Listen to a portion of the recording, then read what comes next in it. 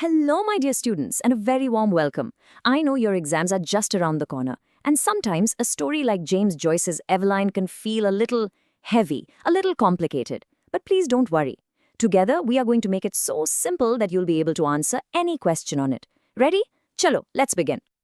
So here is our plan for today. First, we'll get to know Eveline and understand why she feels so trapped in her life.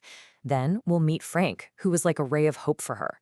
After that, we'll see how her own past pulls her back, which leads us to that very intense final moment at the dock. And finally, we will cover the most important themes that you must know for your exam. I promise, by the end of this, you will understand the story completely. All right, let's start with the main character herself, Eveline. She is a young woman, about 19 years old, living in Dublin. And the most important thing you need to know about her is this. She feels completely stuck, and she is just so tired of her life.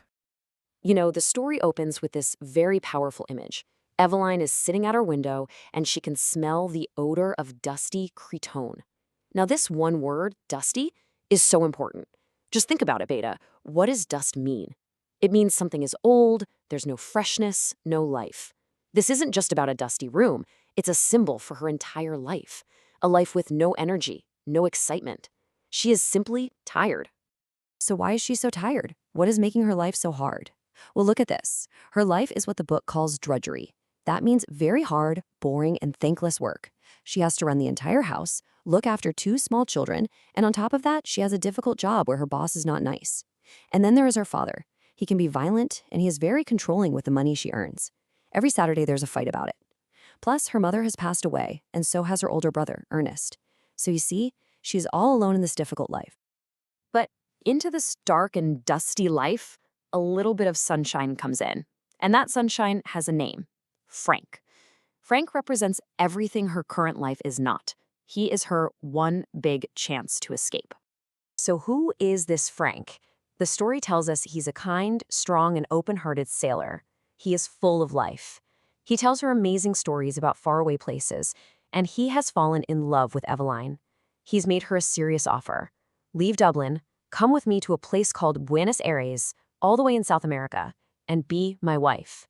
He promises to give her a new home and a new life. So, this is the main conflict of the story. This is the big choice Eveline has to make. On one hand, her life in Dublin, full of hard work, fear of her father, and just the heavy weight of her past.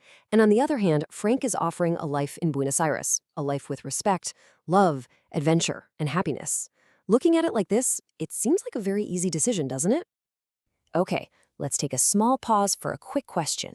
Why do you think Eveline's father did not like Frank at all? The book says he shouted at him and told Eveline not to see him again. Why? Well, he said, "I know these sailor chaps," which shows he didn't trust Frank. But maybe the real reason was he didn't want to lose control over Eveline. After all, she was the one running his house and giving him her salary. Now, you would think she would just jump at this chance to escape, right? But it's not that simple. The past has a very, very powerful hold on her. And that's what we're going to look at next. Her mind is just full of conflict. She starts remembering some happy times from her childhood. She even thinks about some rare times when her father was actually kind to her. But the biggest thing, the heaviest thing holding her back, is a promise she made to her mother just before she died. A promise to keep the family together. On top of all this, there is the fear of the unknown. Yes, her life in Dublin is hard, but she knows it. Buenos Aires? It's a big, new, unknown world. And this quote, my dear students, is very, very important for your exams. Derevan Seraun. These were her mother's last words. No one really knows what they mean, but it's believed to mean something like, the end of pleasure is pain. Eveline remembers her mother's life was full of commonplace sacrifices, and it ended in madness. And Eveline is terrified that if she chooses her own happiness with Frank, her life will also end in pain, just like her poor mother's. This memory haunts her. And all of these thoughts, her difficult present, the bright promise of the future, and the heavy pull of the past, it all comes together in this final dramatic scene. Eveline is at the port with Frank. The ship is about to leave. This is it, the final moment of decision. Just try to picture the scene. It's crowded. The ship's whistle is blowing loudly. Frank is holding her hand, saying, "Come on." Her ticket is right there in her pocket. She has come so far. Is she actually going to get on that ship? What do you think? And the answer comes in this one powerful action. Frank is pulling her, but she does not move. Instead, she grips the iron railing with both her hands with all her strength. This physical action shows her inner decision. She is holding on to Dublin, holding on to her past. She is refusing to go forward. Frank is calling her name. Come. But inside her own mind, she is screaming, no, no, no. It was impossible. In that final moment, all her desire to escape, all the courage she had, it just disappears. The weight of her duty and her fear is just too much for her to handle. This is the last heartbreaking image we get of Eveline. Frank is calling to her from the ship, but she just looks at him with a blank, white, passive face. The book says she is like a helpless animal. Her eyes show absolutely nothing. No love, no goodbye, not even a sign that she knows who he is. She hasn't just decided to stay, she has completely shut down inside. She is frozen. All right, everyone. Now this is the part where you need to listen very, very carefully. This section is what I call exam gold. If you understand these themes, you can write a fantastic answer and get top marks. These are the big ideas of the story. There are three main themes you must remember. Number one is paralysis. Eveline can physically move, but her mind and her heart are paralyzed. She is frozen. Number two is the fight between duty and desire. Her duty to her family, that promise to her mother, fights against her own desire to be happy. And number three is the battle between the past and the future.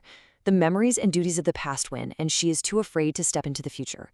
Just remember these 3 points. Now let's be very clear about this word paralysis. It is the most important theme in this entire book, Dubliners.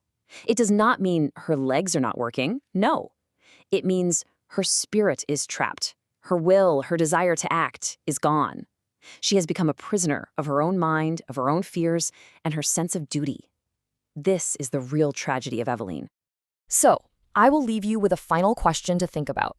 Was Eveline weak for not leaving? Or was she a victim of her situation, of the society she lived in, of the promise she made, of her family's control?